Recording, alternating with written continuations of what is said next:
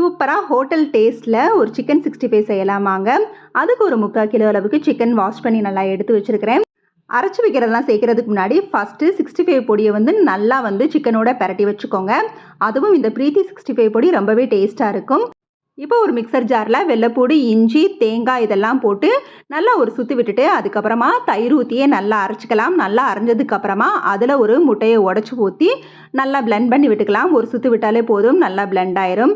இப்போ இந்த சிக்கனோட 65 மசால் சேர்த்து ஒரு 1/2 மணி நேரம் ஆச்சு. இப்போ அந்த அரைச்சி வச்ச பேஸ்ட்டையும் இந்த சிக்கனோட சேர்த்து நல்லா பிரட்டி விட்டுக்கலாம். பார்த்தீங்கன்னா சிக்கனோட இந்த மசாலாம் நல்லா ஊறி வந்துருச்சு. இப்போ நான் 2 மணி நேரத்துக்கு மேலே தான் ஊற வச்சுருக்கேன். 1/2 மணி நேரம் ஊற வச்சு கூட இதை செய்யலாம். இதோட மசால் சேர்க்குறப்ப கார்ன்ஃப்ளவரையும் சேர்த்துக்கலாம்.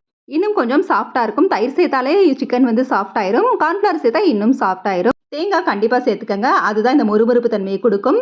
சூப்பராக மொறு மொறுன்னு ஹோட்டல் ஸ்டைலில் சிக்கன் 65 செஞ்சாச்சு.